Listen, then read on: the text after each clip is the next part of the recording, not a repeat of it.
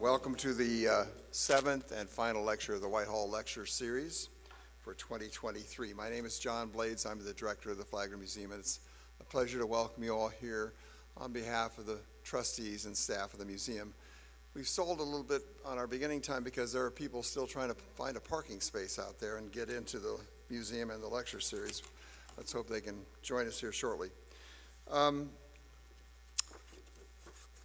want to also welcome the online audience. These lectures are streamed live on the web, so if you aren't able to make them going forward, please feel free to log on to them on the museum's website. We also archive the lectures so that you can go back and watch them as many times as you like. I want to thank our sponsors, Related Southeast, First Republic Bank, and Smith Architectural Group for making this lecture series possible. If you happen to have wandered in here with an audio tour wand, please hold that up so the staff can collect it so that it doesn't, the audio video system in this room can sometimes set off the alarm, the built-in alarm to those audio tour wands. And please take a minute to turn off your cell phones so that the lecture isn't interrupted by phone calls or an Amber Alert or something like that. We have, over the last 7 lectures, offered some books for sale, and we do have signed copies from previous lectures available, and we do have some books by Dr. Osman available as well after the lecture that I'm sure she'd be happy to sign. Having said all that, let me introduce our lecturer here today. Dr. Lori Osman opened this lecture series with a lecture on the École de Beaux-Arts, and she's closing the lecture series with a lecture on Carrère and Hastings, the architects of this building and many others. She's worn a lot of hats during her career, and I'm sure she's got a few more to wear before it's over with. She's currently a member of the Antiquities Coalition Advisory Council, and prior to that she's held positions in a variety of museums, including the Preservation Society of Newport County, the director of Woodlawn Plantation, Frank Lloyd Wright's Pope Leahy House in Alexandria, Virginia. She was the deputy director of Vizcaya Museum and Gardens in Miami, chief curator of this museum, guest curator of the Maryland Historical Society, curator and restoration project manager for Katazan, and on and on and on. And she's also held research positions with Smithsonian Institution and the curator's office at the White House. She graduated with honors from Brown University and earned both her master's and doctoral degrees in architectural history from the University of Virginia. She, in fact, was one of Richard Guy Wilson's students, he was happy to tell me, when he was here for his lecture. She's authored several books, including Carrère and Hastings, The Masterworks, with her co-author Heather Ewing, The Great Houses of the South, which we have copies of here today, and The Gentleman's Farm. And she's a contributing author she was a contributing author for the Smithsonian's History of America in 101 Objects. So please join me in welcoming back to the Whitehall Lecture Series, Dr. Lori Osman.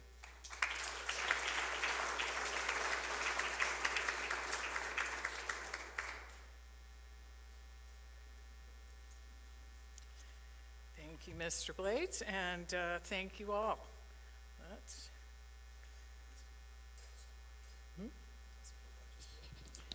All right, is that better? I don't want to be blasting anybody's eardrums. And let's see. So, the last several weeks, you have heard about the Beaux-Arts in America, from Paris to Washington, D.C. Faithful followers, you have seen and heard the story of how the formal and cultural ideas of the École de Beaux-Arts, the official architecture school of France, transformed American architecture during the Gilded Age. And here on the left is a mural from the École de Beaux-Arts. In the center, you have these allegorical figures in togas or whatever they're called, representing architecture, painting, and sculpture. The 4 ladies draped around them in red and green are periods in history: Gothic, Greek, Roman, and Renaissance. And the lady in the front tossing the wreath is Fame. So if you were a student and you won a prize, Fame from antiquity was up there to crown you. And I was struck by the parallel between the architecture of that and the interior of the Jefferson Memorial by John Russell Pope, one of the last great Beaux-Arts buildings in the United States, completed in 1943. And you've seen how the White City was a manifesto of design ideals that, through the agency of a number of leading architects, furnished the inspiration to fulfill the Founding Fathers' 1791 plan of Washington, D.C., along the modern principles, then modern principles, of Beaux-Arts classicism. You've met the architects from Chicago's Daniel Burnham, the mastermind behind the White City, to designers McKim and White, Horace Trumbauer, all on the East Coast, to Julia Morgan, the first woman to attend the École des Beaux-Arts and the standard bearer of the Beaux-Arts on the West Coast. And today we will wrap up with a look at Carrère and Hastings, who, among many other things, brought the Beaux-Arts to Florida and did so at the behest of Henry Flagler. Aside from the fact that Carrère and Hastings were both brilliant designers, and I believe, in full prejudice, that they were the most gifted of all the American Beaux-Arts architects, their success throughout their career rested in no small part on their mastery of relationships. And that began with their relationship with one another as an architectural practice, with professional colleagues, with artists, with their students and those they mentored, and above all, with their clients. From, on the left, powerful politicians like Senator Nelson Aldrich and Elihu Root, who was Secretary of War, Secretary of State, and a senator, to friends and family. And if you don't know who the gentleman and lady are in the middle, you have no business being in this room. And their friend, E.C. Benedict. To, on the right, arch enemies and rivals, Andrew Carnegie and Henry Clay Frick, who they were working for at the same time. Just between 1897 and 1911 alone, the years they were working on the New York Public Library, probably their most famous building, they completed over 200 buildings. And that was in the days when each project required hundreds of hand-drawn pages. They created both well-known iconic buildings like the New York Public Library and lesser-known commissions like this small library in Auburn, New York, which was where I went to do my first book report in first grade. From office towers like John D. Rockefeller's Standard Oil to banks and train stations. As the reputation grew, they gained clients and built buildings from Canada to Cuba and beyond, while maintaining a core clientele who commissioned remarkable estates in the peak of the country place era.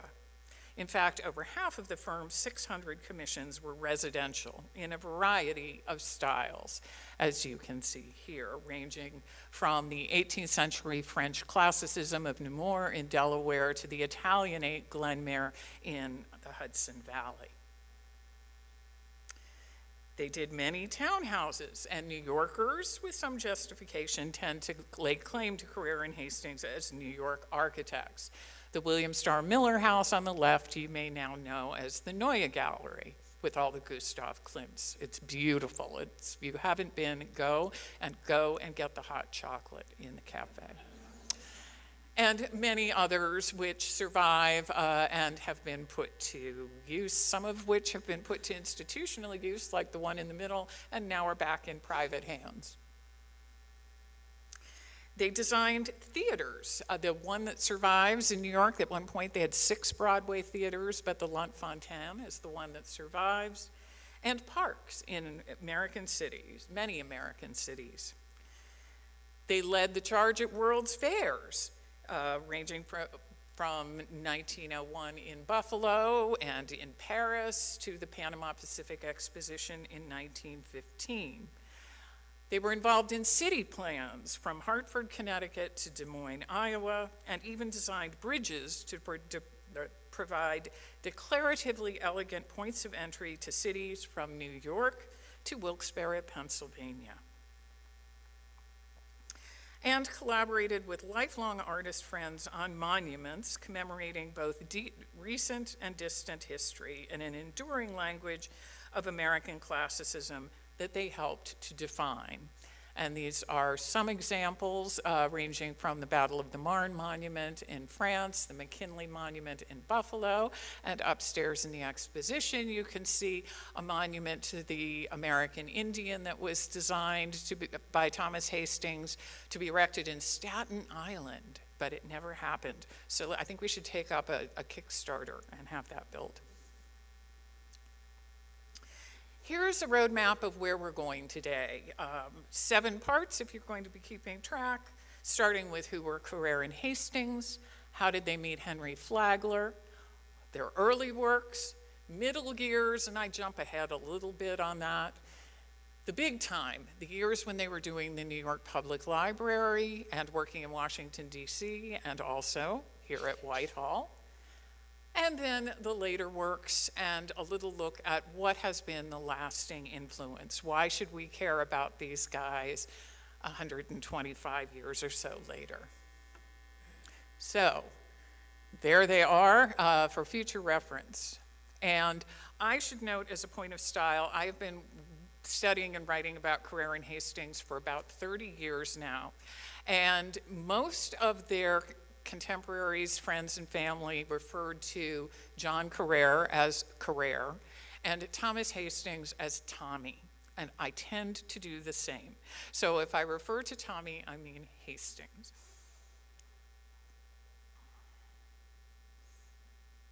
And Carrère's, John Mervyn Carrère, who is in the far left on the family photo there, was born in Rio de Janeiro, Brazil, where his maternal grandfather had been a partner in the firm of Maxwell Wright and Company, which was the largest mercantile trading firm in Brazil in between the 1820s and 50s. In fact, they said when his grandfather died, it was larger than a state funeral that everyone turned out in Rio. Through his maternal grandmother, he was descended from Portuguese aristocracy, and his grandfather had been born in Gibraltar, where his father had been engaged in fighting Barbary pirates for the British military. So he had pirate fighters in his family tree. His father's side was half French and half Old Marylander, and included Revolutionary War officers, the first mayor of Baltimore, and a somewhat shady banker who came to Baltimore on the personal recommendation of his partner, John Jacob Astor. So Carrère's father went to Brazil from Baltimore as a coffee trader and married his mother, and then during the Civil War, the family returned to the United States and settled on a farm in Staten Island. And I include this Jasper Cropsey picture to remind us that Staten Island didn't always look like what it looks like now. At 12, Carrère and his brother Louis were sent to boarding school in Switzerland, and then around age 15, 1874, to this second school. And this is the only image I've ever been able to find out of it. I have yet to discover at what point he decided to become an architect, but the Institute Breitenstein is in Grenchen, Switzerland, which was the center of the watch industry. So I suspect that there was a technical orientation to the education there. Carrère passed his entrance exam to the École des Beaux-Arts in Paris, the leading architecture school in the world, on April 17, 1878. And on his report card, it's a little fuzzy there, you can note that he is identified by his place of birth, Rio de Janeiro, and not as an American.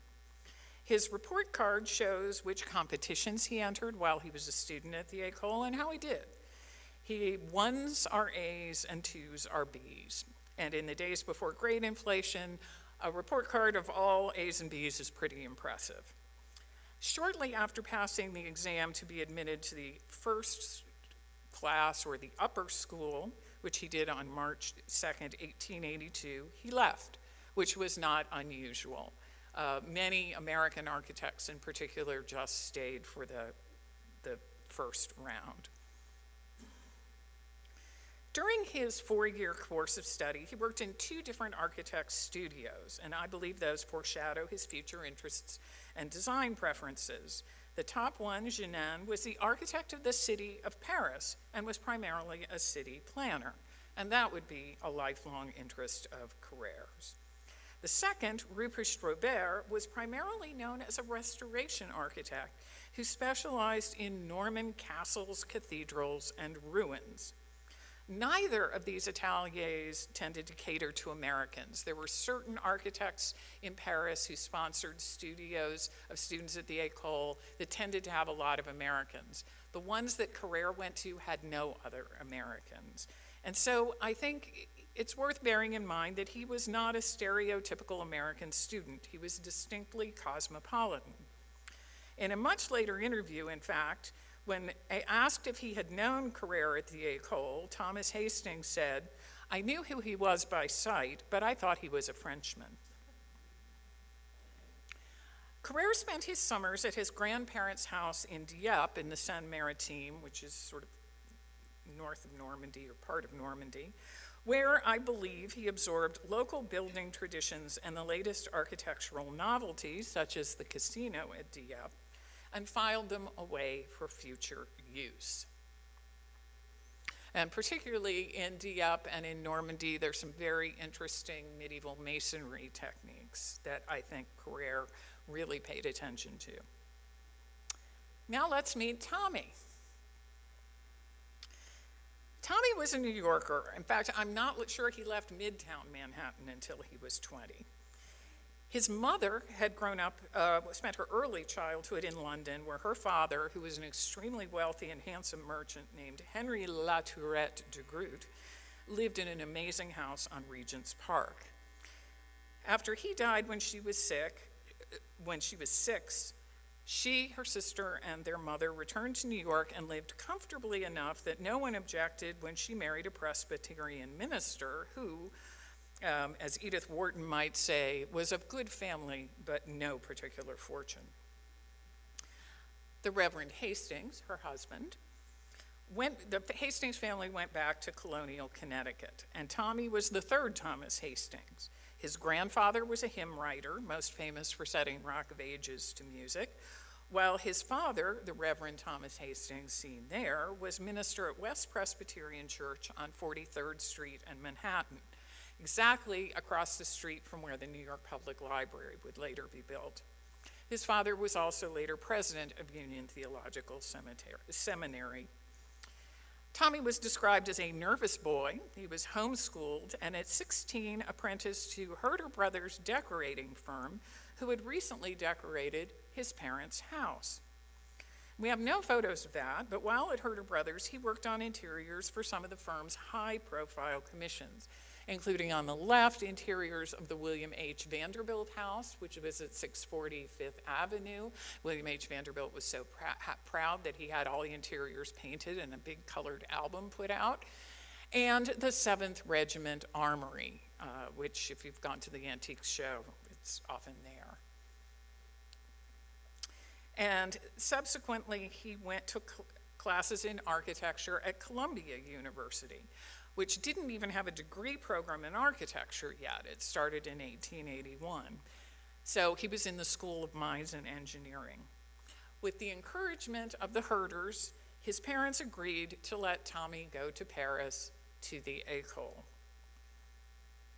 He was admitted on his first try on the entrance exam, ranking 14th out of 38 accepted, which he was on August 13th, 1880.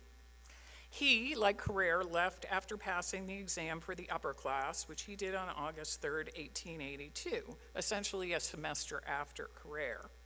And like Carrère, his report card shows mainly A's and B's. So Carrère was there for almost 4 years, Tommy for almost exactly 2. But his studies had a very different emphasis. He studied in the atelier of Louis-Jules André, a popular choice for Americans. Other American architects he studied with André included H.H. Richardson and Tommy's classmate, Bernard Maybeck. André's students were taught to design based on not only on practical programmatic needs, but to draw on the styles of the past as a kind of glossary of forms to embellish the work to suit the circumstances, the topographical setting, the local cultural circumstances, but also the building and the time and place in history. This gave a narrative underpinning. Every building had a place in history. It was part of a story that I think shows up in Carrère and Hastings' work. Maybeck, for example, was to take that because possibly because he was in Berkeley and maybe they discovered drugs earlier. Maybeck got into the idea of a fourth dimension of beyond time and how he was going to design out of that. Tommy stayed a little more down to earth than that. But my point is it was a very different contrasting approach to design than Carrère's more practical path of study. And at the bottom, that is not Tommy's particular atelier, but it's one of my favorite pictures of showing sort of cramped conditions and la vie bohème lifestyle that École architects would have experienced. So how did these guys meet Henry Flagler? And there's your spoiler, West Presbyterian Church, where Thomas Hastings' father was the minister. And in that dark, angular bit in the corner is the corner of the old Croton Aqueduct, which was later to be demolished to make room for the New York Public Library. All right, how did they meet Flagler? The simple answer is that Hastings and Flagler were both distantly related by marriage through E.C. Benedict. Tommy's father was, as I said, the rector of the minister at West Presbyterian Church. Both Henry Flagler and E.C. Benedict, both Presbyterian ministers' sons, were parishioners of that church. Then Hastings, the architect's brother, Frank, married E.C. Benedict's niece. A few years later, Flagler's daughter, Jenny Louise, marries Benedict's son. Then, go forward a little further, and in 1901, Thomas Hastings, the architect, marries E.C. Benedict's daughter. So E.C. Benedict's kids are married into both the Hastings and the Flagler family. So they are, the architect and Henry Flagler are related by marriage. I would note though, in all of the correspondence I've seen on their projects, between Hastings and Flagler, the correspondence was always strictly professional, very formal, and Henry Flagler was not about to give anybody a pass if it was an expensive building project or business proposition. So I may have helped them get their foot in the door, but I don't think they got a free ride. So we will step back. So Carrère and Hastings have both left the École in mid to late 1882. March 1883, they both show up on the payroll in the offices of McKim, Mead, and White. They worked for McKim, Mead, and White on several projects, and the ones I've seen the records on where we can place them are the Garrett Jacobs Mansion, which is now the Engineers Club on Mount Vernon Square in Baltimore with really spectacular interiors. This is a sleeper on the outside of the building. You go, oh, that's a nice building.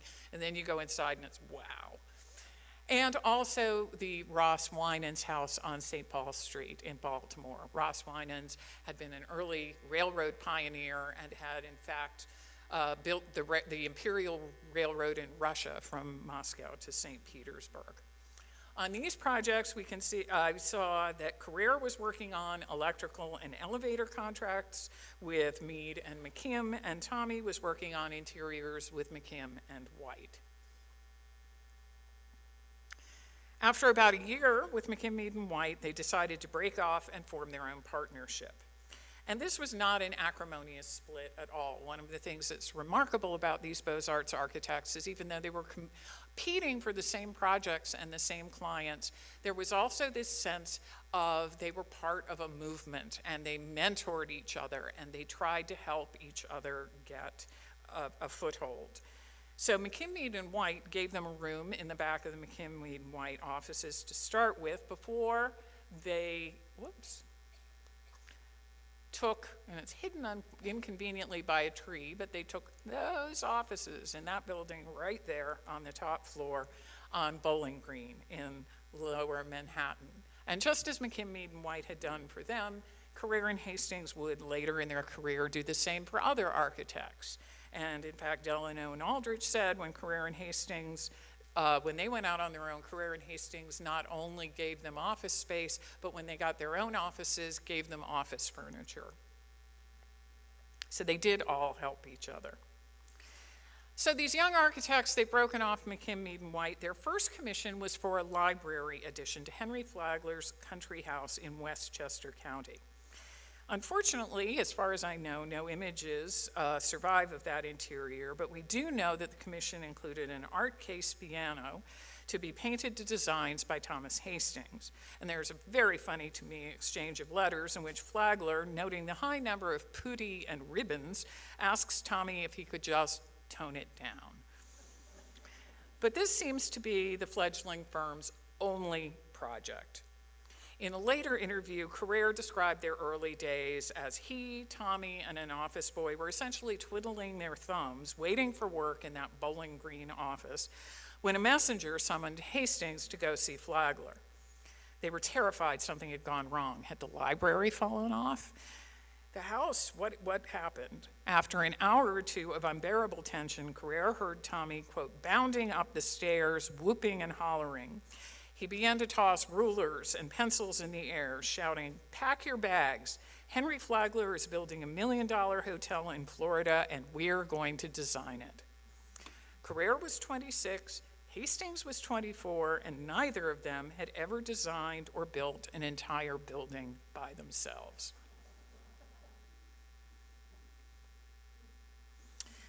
Flagler recognized that his vision for Florida, and there's the map of the railway working down the coast, needed design to attract visitors, fellow developers, and investors.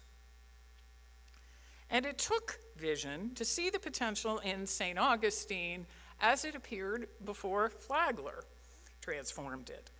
So on the long, and as the famous brochures describing it as the American Riviera, the winter Newport. Well, it didn't look like that when they started. So on the long train ride from New York to St. Augustine, Flagler and Tommy were said to have talked incessantly, with Tommy furiously making notes and sketching. And by the time they arrived, they'd come up with this, which is pretty remarkable, the Ponce de Leon Hotel.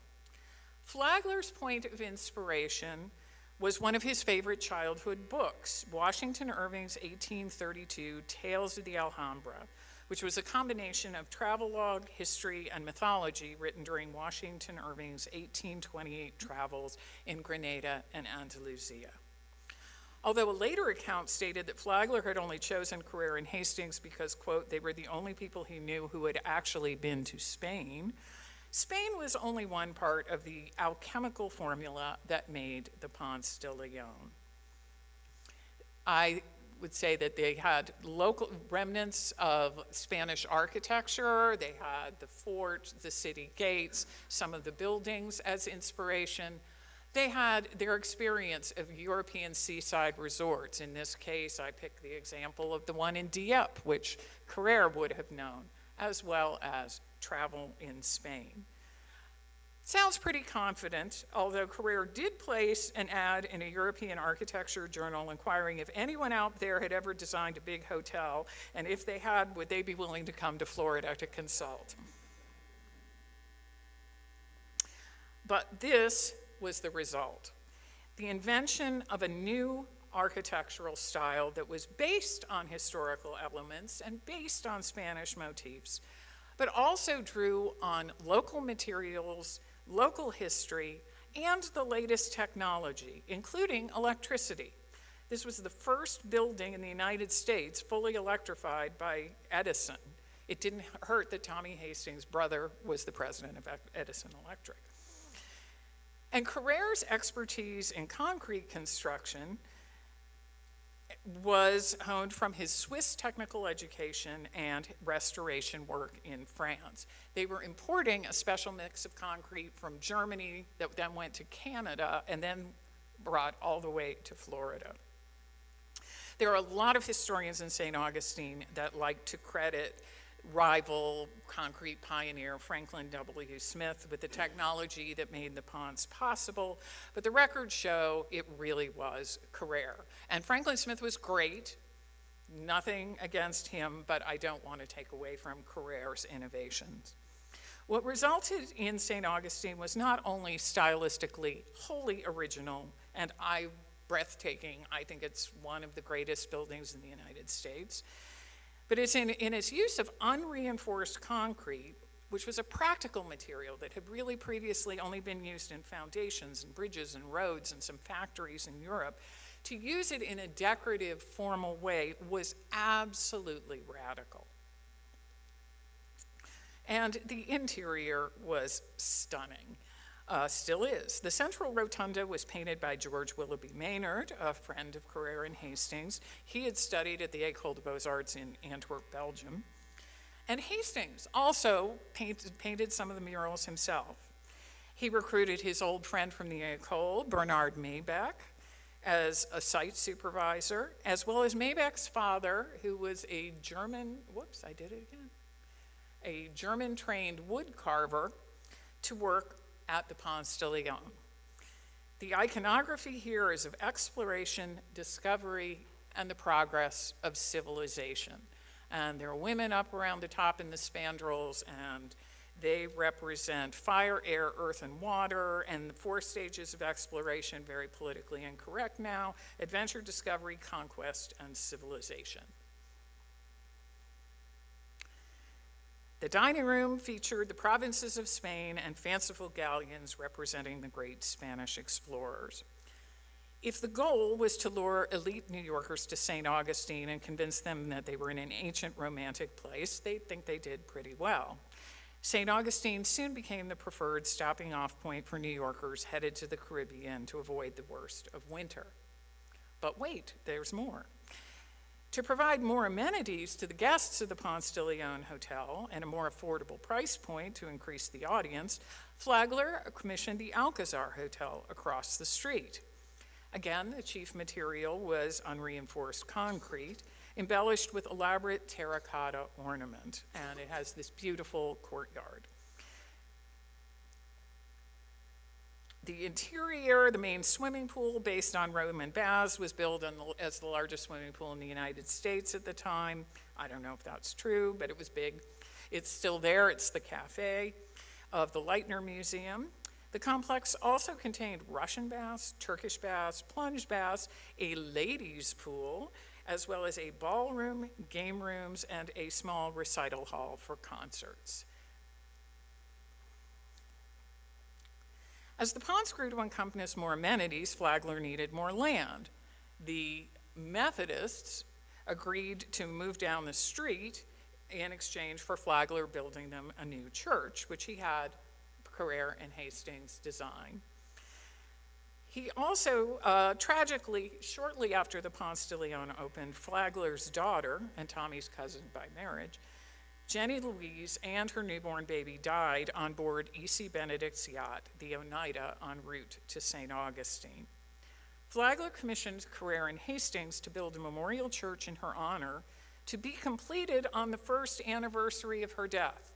So they had 1 year to build this, which they did. There is some debate to whether the Memorial Church features the largest monolithic concrete dome since the Pantheon in ancient Rome. I'm always leery of these. There's always someone that can come up with an exception. So suffice to say that it was certainly a remarkable feat of engineering as well as design, which is a feature of the Carrère and Hastings partnership.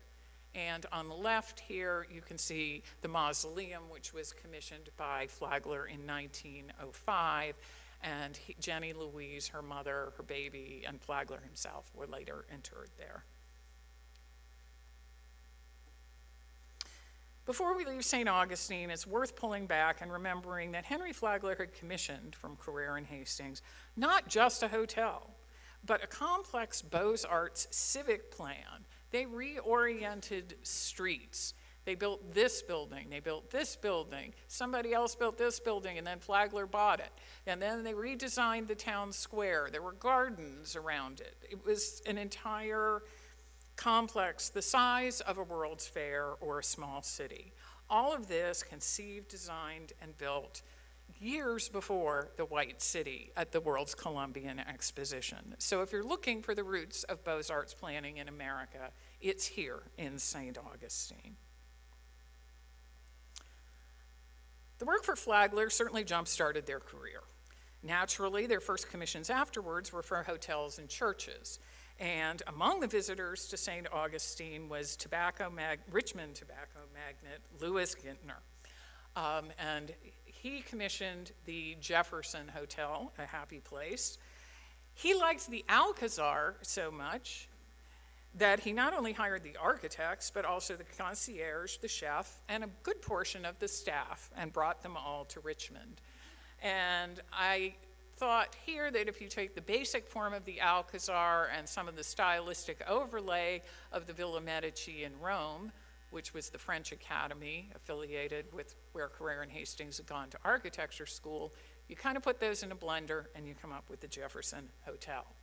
It was also wired by Edison Electric, and it had a big fire shortly after it was completed, and Tommy's brother left the company soon afterwards. But they rebuilt it, and it's great. And influential patrons who visited these hotels soon came to see that Carrère and Hastings could do more. So just as one example, here in Richmond, Gintner, who was building the hotel, also commissioned the Commonwealth Club. And members of the Commonwealth Club, including Peter Mayo, commissioned houses like the Mayo Carter House, which was until recently the home of the Junior League in Richmond, and I'm not sure what it is now. An anonymous developer, backed by the railroads, probably Jay Gould, who owned an estate nearby, commissioned what I call the Ponce de Leon North, or the Laurel and the Pines in Lakewood, New Jersey. And it, unfortunately, burned in 1967, but it was basically the Ponce de Leon right down to this semicircular exedra, turned sideways and done in a Georgian style. Among the hotel visitors were Rhinelanders, Astors, Vanderbilts, both William K. and George. And so whether Flagler intended it this way or not, hotels in St. Augustine had proven a great way to jumpstart an architecture firm. And of course, people also hired them to do churches because they'd also done those in St. Augustine. A student of Tommy's father, the Reverend Moore, hired them to build First Congregational in Providence, Rhode Island. I show a period photo because the towers have still since changed and the original ones are better. But the remarkable piece of this is the central plan with a Guastavino dome in the middle, which was Spanish tile, very innovative, technical style. You can see it in Grand Central Station, which was built later. They said they were getting a little bit of a reputation as church architects, and this really is a spectacular interior if you are ever in Providence. And the firm later did several reading rooms in churches for the Church of Christ Scientist, and I wondered why, and then came across some evidence and can now concur with historian Mazette Broderick that these commissions seem to have stemmed from E.C. Benedict's daughter, Helen, who later married Thomas Hastings. And I show pictures of the one on Central Park in New York. These are renderings by the architects who are renovating it because the condition that it's in is so sad. So this is hopefully what it will look like in the near future, and it'll be dazzling once again. And once they'd completed that project, success begets success. The artist Violet Oakley, who knew both Tommy and Helen Hastings, saw the New York Christian Science Church and the Providence Church, and she happened to be the head of the building committee for a new Church of Christ Scientist at Penn. And so she arranged for them to get a commission for another one of their spectacular central plan churches. And so if things had stayed how they were, Henry Flagler had, with St. Augustine, enabled Carrère and Hastings to begin a pretty successful architecture practice by the 1890s. And I show you here Cairnwood, which was one of their first major country house commissions, and John Pitcairn would have been introduced through Flagler. They had had a relationship and going back to Pennsylvania oil fields in the 1870s. As they began to attract wealthy clients for residential commissions, this was at the peak of Gilded Age mansion mania, and I'm just going to run through a couple of examples as illustrations of their success in managing these relationships and building a network to obtain repeat commissions from the same clients or within the same families. Here, starting with Mrs. Gerard Foster, and Foster also probably knew Henry Flagler. He had some railroad connections as well. Bellefontaine in Lenox, Massachusetts, is magnificent Georgian-style country estate. It had a major, after the Fosters died, it went to the Catholic Church. There was a major fire in the 1940s. Very few interiors survived, but the library is one of them. And it had a very checkered past until about 15, 20 years ago when it became Canyon Ranch Lenox, and they've done a beautiful job maintaining it and have restored some of the gardens. So Mrs. Foster's sister in Newport waited until her husband died, or perhaps to see how her sister's house in Lenox turned out, and she hired Carrère and Hastings to build her house on Bellevue Avenue in Newport. And the stylistic contrast you can see between the sisters' houses. Mrs. Foster went Georgian, Mrs. Gambrill went French, probably because of what was going on in Bellevue Avenue at the time. But diary entries indicate that privately, Mrs. Gambrill was not Carrère and Hastings' favorite client, although she fared better than another client, Thomas Fortune Ryan, of whom Carrère wrote in his private diaries, he should have been smothered in his cradle. And I apologize if any of his descendants are here. The interior of the Gambrill House in Newport features interiors by Allard et Fils, known for both salvaged French antique interiors and new-built ones that just looked like antiques. It is now, and has been for some time, the Museum of American Illustration, National Museum of American Illustration, which has a fabulous collection of Maxfield Parrish and other illustration art. I would encourage you to visit. It's absolutely fun, and it's a beautiful building. Tommy would later cultivate relationships with others, particularly English suppliers of antique interiors, but this was one of his first interactions. But back to our story. So Mrs. Gambrill's son, Mrs. Gambrill from Newport, her son married Edith Blair Gambrill, whose father commissioned Carrère and Hastings to build Blairsden in Peapack, New Jersey. Ledyard Blair was governor of the New York Stock Exchange, commodore of the New York Yacht Club, among many other things. The gardens here at Blairsden, which were even more extensive originally, were designed by James Leal Greenleaf, great name for a landscape architect, who would go on to work with Carrère and Hastings and others in Washington, D.C. And we have this sort of Norman rustic chateau set in these magnificent Italianate gardens in New Jersey. And Blairsden, extensive landscape design. Tommy said, and I believe it may have been of this project, that with country houses, the building is only half the story. The landscape is equally important, or as he said, it's half pudding, half sauce. After Blair's death in 1849, Blairsden had a rough half century, and I first knew it, and for many years knew it, as a legendary haunted ruin on weird Ghostbuster websites where like people would sneak in at night and take creepy videos and post them on the internet.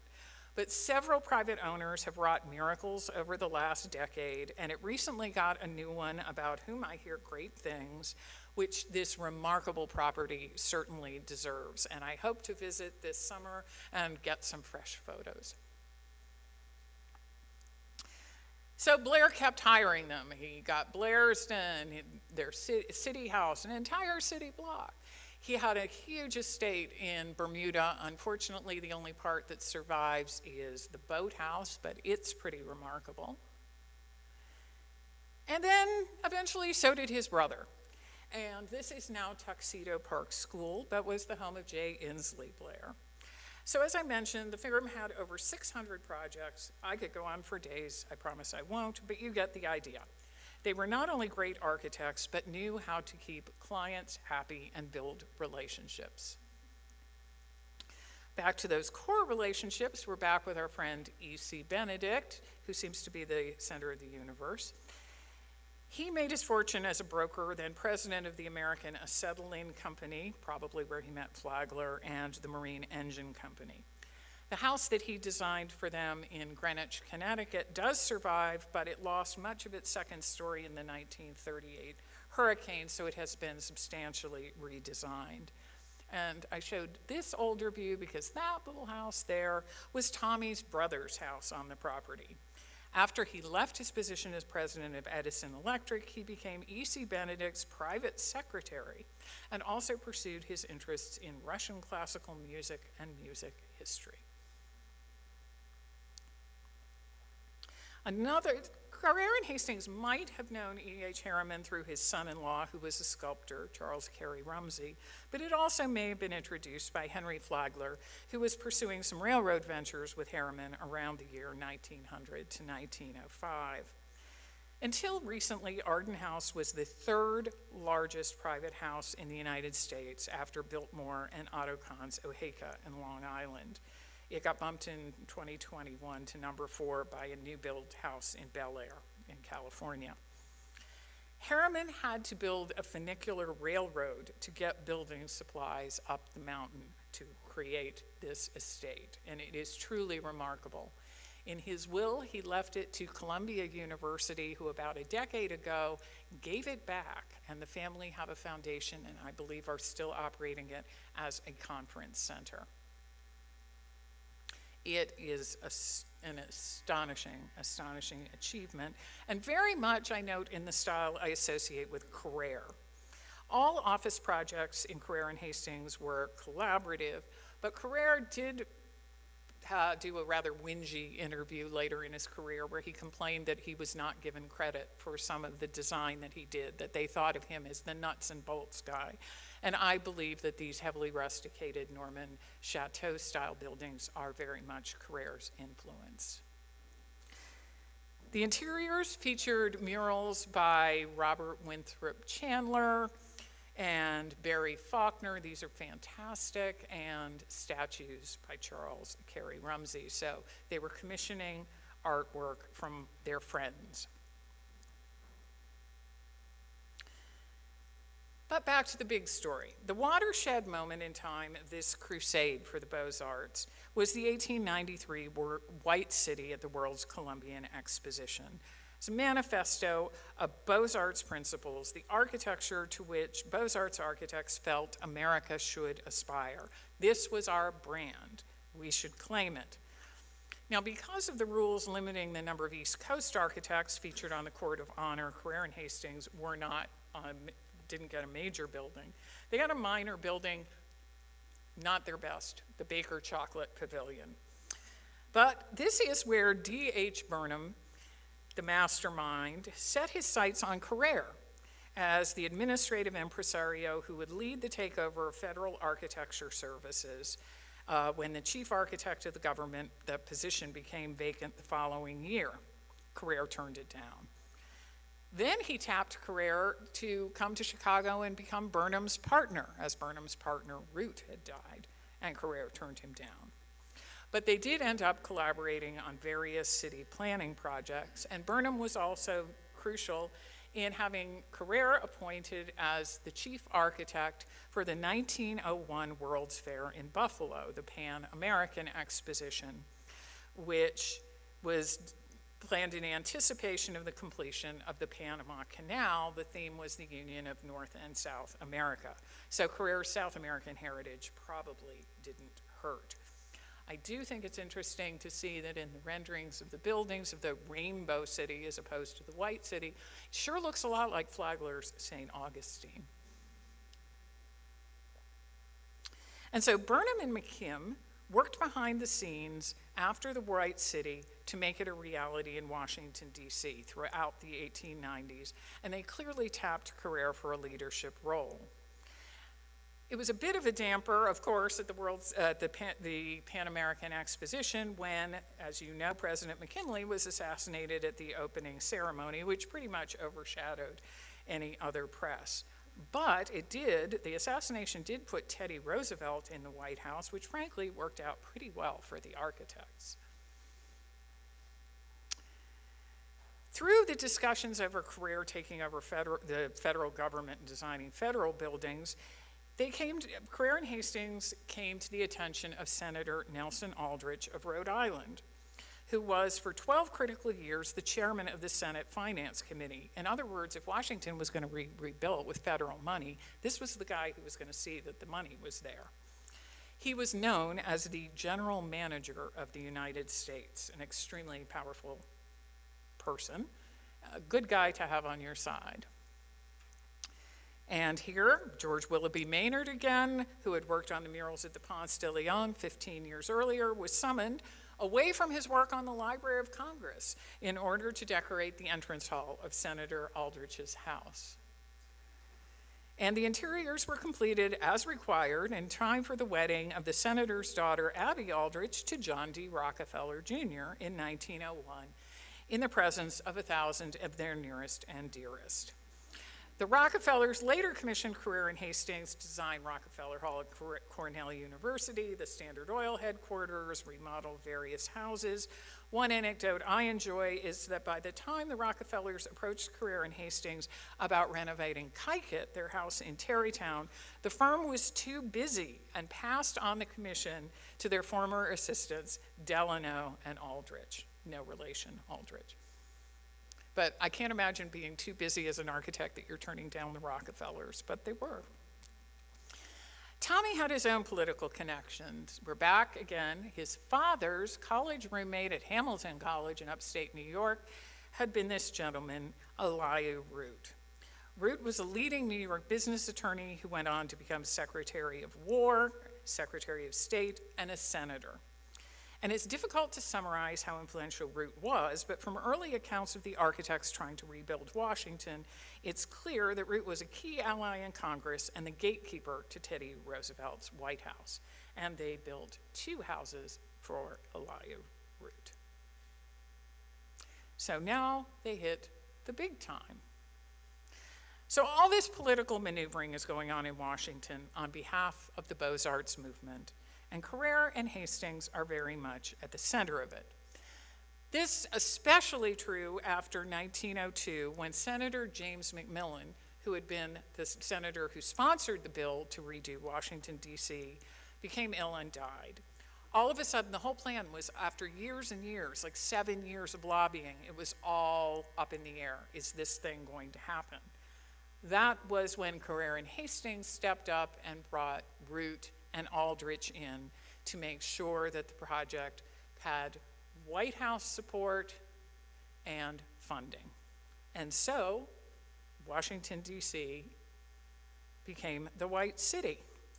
Charles Fallon McKim doled out commissions for major buildings. He was head of design for the committee.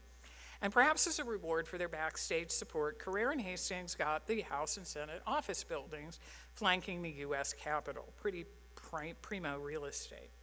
The construction was all Carrère, but the design is based on the east front of the Louvre, one of Tommy's favorite buildings, but as he noted, it was also one of Jefferson's favorite buildings. So he was very much thinking of 1791 and the Founding Fathers in his choice of a more modernized, updated classicism. And just some interior details. You think office building, not that exciting, but some of the interiors and exterior details are truly stunning. And while McKim and White got the commission to remodel the White House in 1902, Carrère and Hastings got the east front of the U.S. Capitol. emphasizing porticos, adding pediment sculpture, and creating an approach plaza. And some of that has since been messed up, but in essence, when we're looking at the east front of the US Capitol, you're looking at Carrère and Hastings. A completely different kind of client. In 1897, there was a public design competition, no Henry Flagler with his thumb on the scale here, for the New York Public Library. And this was national interest. This was Academy Awards level interest. People wanted to know who was going to build this big cultural monument in New York. McKim and White had recently completed the Boston Public Library, so they were the heavy favorites. And in fact, McKim was so confident that he didn't even follow the instructions provided by the committee for the design specifications. Carrère and Hastings, and I think this says something about how they worked with clients, played it differently. Carrère consulted the designers of the most up-to-date recent German and French libraries, while Tommy held a series of meetings with the chief librarian, John Shaw Billings, who was the committee chair, and radical notion, he asked him what he wanted. And then they gave it to him. So to widespread public shock, and not least McKim's, Carrère and Hastings won the competition for the New York Public Library, and a 14-year project began. I show this section of this absolutely like M.C. Escher Byzantine technical challenge and structural challenge of how to house and move millions of books around, all contained in this beautifully symmetrical, lucid, geometric, classic Beaux-Arts plan. So on one hand, you have the chaos of the functional and this beautifully rational plan. And even the functional spaces down here, this was the original book delivery room with exposed cast iron, are so magnificent that they're now used for formal events. You can rent them.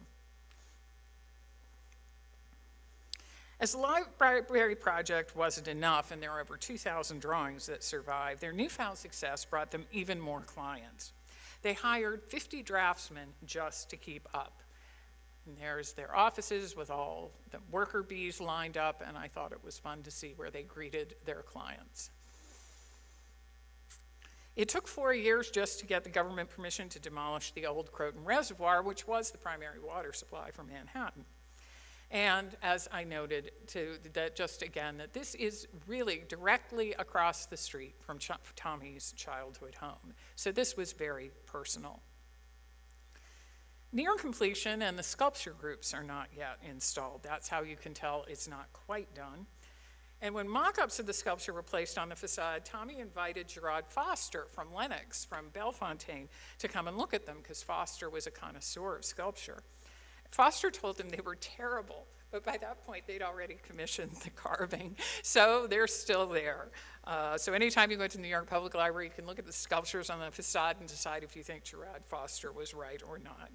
But still, I think when you just Google Beaux-Arts style, American architecture, the New York Public Library is probably the building that shows up more than any other, and remains one of the signature buildings of Manhattan to this day. And I think it's worth also mentioning that these magnificent interiors, Astor Hall, where you enter off Fifth Avenue, the McGraw Rotunda on the 3rd floor, that this was a public lending library. This is a radical idea in the 19th century. Anyone with a card could get a book and walk these halls, sit down and read and study here. This was indeed a palace for the people. This was high culture in what the Gilded Age recognized through philanthropy, the democratization of high culture. In fact, the first book checked out of the New York Public Library was a treatise on a how-to book on potato farming. And I think many of us are familiar with the Rose Reading Room that had the ceiling restored a few years ago. Absolutely stunning. In sketching family trees, I thought it apt to look at the Lyons, who may have been related, from the 3 commissions, which were all on the drafting boards at the Carrère and Hastings offices at the same time. You've got New York Public Library, Senate Office Building, and this guy here in the center from Whitehall. And I'm guessing you all know the story of how Henry Flagler, having moved southward from St. Augustine, commissioned Carrère and Hastings to design a house here in Palm Beach for himself and his bride, Mary Lily Kenan. It began as more of a Spanish hacienda, but as the project evolved, the classical portico was added, transforming the residence into, I would argue, a Beaux-Arts civic centerpiece. It goes from just being a big house to being a monument and a landmark, a mission statement of what Palm Beach could become. And although we know the architects clashed with Flagler over the height of the entrance hall ceiling, they advocated for the entrance hall being 2 stories, and Flagler won. Man who signs the check tends to win. They all seem to agree on the central idea, which is summarized, I think, by the circular ceiling painting depicting the Oracle of Delphi, ancient Greek mythology, providing inspiration to the muses, to the arts, placing culture at the center of Palm Beach as an aspiration for what it could become. More than 20 years after St. Augustine, Flagler remained a loyal friend, and surely he must have been proud, taking a lead role here in the client list for the special edition of Architectural Record devoted to the firm's work. But tragically, just 2 months before the public library was to open, after 14 years of construction, Carrère was killed when his taxi cab was T-boned by a speeding car. He was allowed to lie in state in Astor Hall as a tribute. Tommy retained the firm's name of Carrère and Hastings for the rest of his life and never took on another partner. The masons and sculptors who had worked on the construction years later took up a collection to commission a bust of Carrère to stand in a niche over the stairway in tribute to him and their memory of the construction project and his role in creating this beloved icon of American Beaux-Arts architecture. And Tommy went on. 2 years later, as you know, in 1913, he had not only lost Carrère, but he lost his friend and patron, Henry Flagler, in 1913.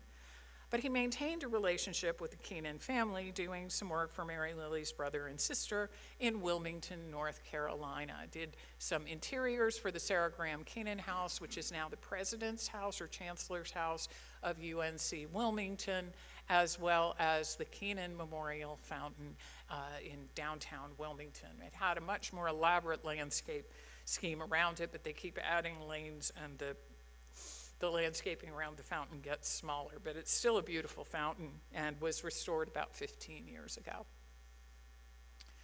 He also completed projects that he'd begun with Carrère, such as Nemours in Delaware for Alfred I. DuPont.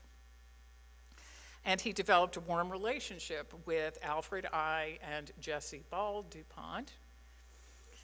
For example, very charming letters reveal the DuPonts teasing Hastings about naming a duck in the estate's reflecting pool Tommy because they said it looked just like him. They said, we can hardly tell the duck apart. So from you, we start giving him architectural suggestions. And they worked there, again, with a number of British collectors on the interiors. And DuPont's son was so inspired that he later took on and expanded the garden design. DuPont loved Nemours so much in his will, he left the bulk of his fortune to the maintenance of the estate with the stipulation that any residual could be used to fund a children's hospital. And if you know Wilmington or if you know Jacksonville, it is now a massive children's hospital network. And that is all funded with the proceeds of the maintenance budget for Nemours. And Alfred liked them enough that he also commissioned a house on Long Island, a Georgian one that is known as White Eagle, which is now owned by New York Institute of Technology. In Washington, he did several private commissions for houses, and most notably, I think, of the non-government buildings, the Carnegie Institution building on 16th Street, all in this white city mode. Letters here show that Andrew Carnegie was shocked at the budget overruns on the project, but generously deferred to Tommy as saying, and there's a quote, "I hired you for your expertise and it would defeat that purpose if I were to force changes upon the design." Boy, I bet Tommy wished he had a lot more clients like that, because the budget went over by a factor of about 3. But it is a magnificent building, and the interior rotunda is one of the most spectacular secret places in Washington. And Carnegie couldn't have been too thrown off by the budget overrun, because he hired them to design 14 Carnegie libraries across the 5 boroughs in New York, and I believe 1 or 2 outside of New York as well. I think they did one in Pittsburgh. What was astonishing is that Tommy was working for Carnegie at the same time as he was designing this house for Carnegie's arch enemy, Henry Clay Frick. And it's a whole story unto itself, but Frick and Carnegie had been partners essentially in U.S. Steel. Frick felt that Carnegie undermined him, and then when there was a violent confrontation with labor, Frick felt that Carnegie hung him out to dry. They hated each other. And this famous quote is Carnegie on his deathbed sent a note to Frick trying to reconcile, and Frick's response was, "I'll meet you in hell." So in 1912, probably at the recommendation of his art dealer, Frick commissioned this combination residence, library, and art museum from Thomas Hastings. Frick was not an easy client, including, it's hard to argue with the results. I think most of us have been to the Frick collection, magnificent collection, beautiful building. There is correspondence, like Frick went on vacation and while he was gone, hired Elsie DeWolf to design the 2nd floor and never told Hastings until he got back. And Tommy was like, "Well, I already designed that." And Frick was like, "Well, hired somebody else, you're not getting paid for that. Have a nice life." But by the end of construction, Frick was impressed enough. Oh, one more anecdote from the art stories there is Frick was again in Europe buying art, and his assistant, his secretary, was keeping an eye on the project and wrote him a letter that I think is very significant. He said, "From what I'd heard of Hastings, I expected him to be flighty and arty, but in fact, I was stunned by his knowledge of engineering and his technical precision." So, yay, Tommy. Frick held a dinner party for Hastings. The guest list was astonishing, included all the leading artists, architects of New York, as well as leading businessmen. There was Frank Crowninshield, the editor of Vanity Fair, and Frick's art dealer from the Knoedler Gallery. And sure enough, Tommy came away from the dinner with a commission to design a new building for Knoedler Gallery. In Washington, following McKim's death in 1906, there was an urgency to creating a permanent oversight committee to guarantee that the White City Plan was fulfilled. In 1911, William Howard Taft approved the creation of the Commission of Fine Arts, and Tommy, there with the blue star, was appointed to serve as the architectural advisor, and he was on for about 10 years. After nearly 20 years of lobbying, in 1922, the Arlington Memorial Amphitheater at Arlington National Cemetery was completed. It was an extension of the White City, connected to downtown Washington by McKim-Meaden White's Memorial Bridge. And Hastings said later that this was the building of which he was most proud.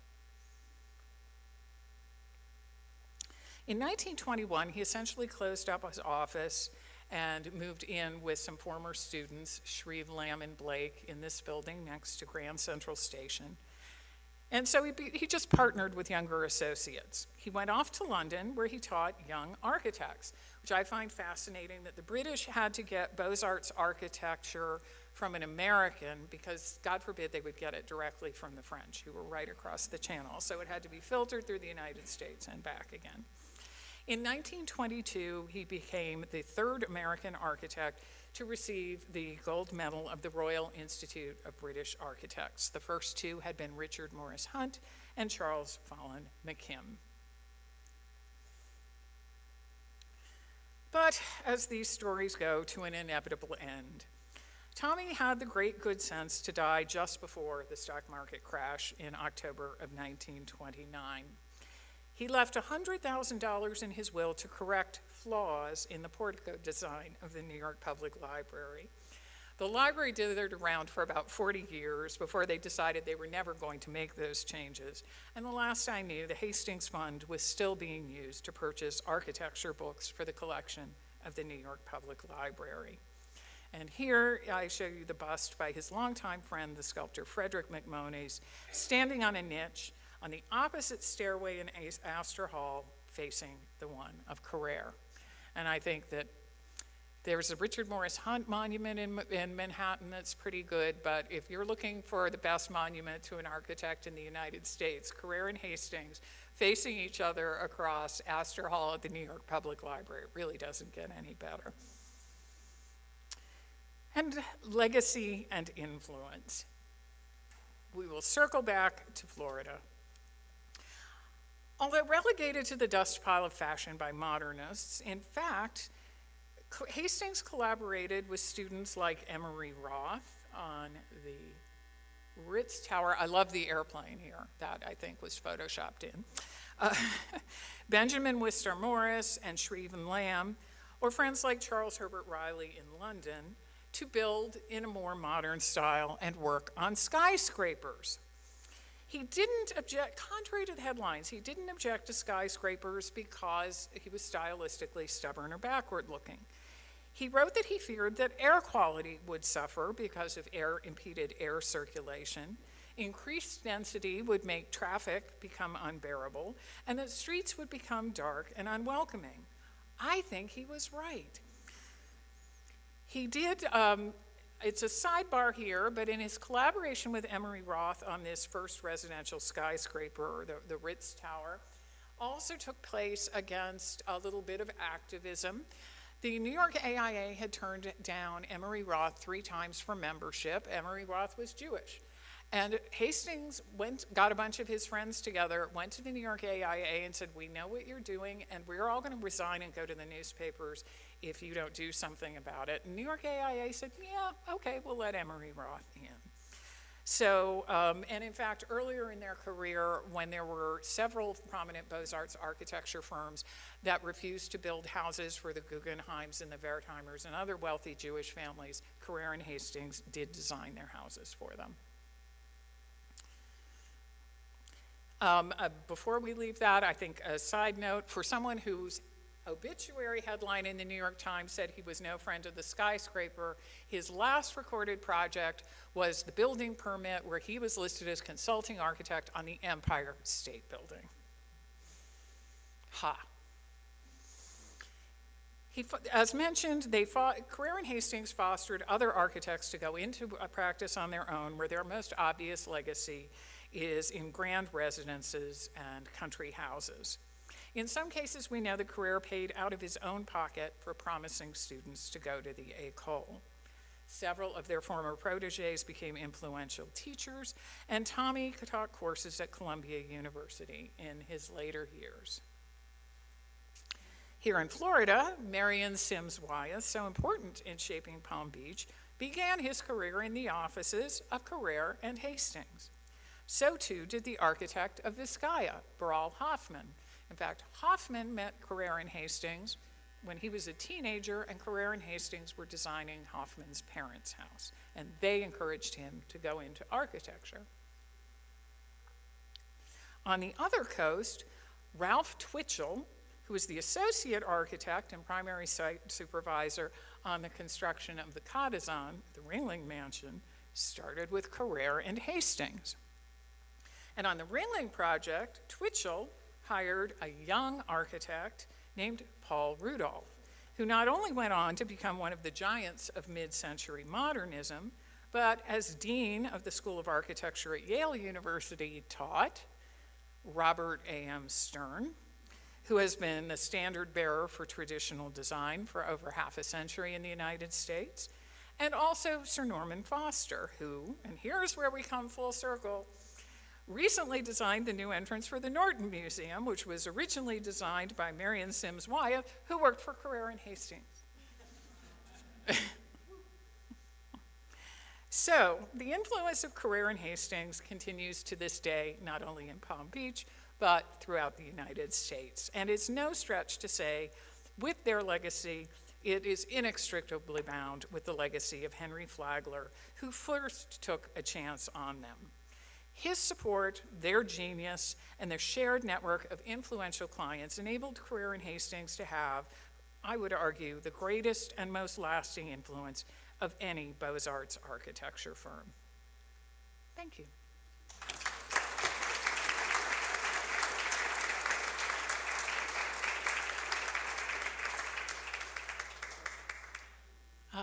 Any questions, or have you already heard more about Carrère and Hastings than you ever wanted to know? All right, it sounds like cocktails are calling. Thank you. Thank you, Lori. That was terrific. Thank you. I was thinking about relationships and thinking about the fact that John Russell Pope married one of Mary Lily's best friends, and they named their daughter Mary after Mary Lily, and that the last Beaux-Arts building to be built, really in 1943, the Jefferson Memorial, there was another Beaux-Arts building built in America until we built the Flagler Kenan Pavilion, right? And that was done by Smith Architectural Group, one of the sponsors of this lecture series. So we come full circle. All right, thank you all so much, and thank you to those who have joined us online. We'll look forward to seeing you next year for the lecture series. In the meantime, I want to thank again our sponsors Related, First Republic Bank, and the Smith Architectural Group. And I'm going to hustle Lori back to the table there. So if you have questions for Lori, you'll be able to find her there at the back of the table. Thank you again so much for coming this afternoon.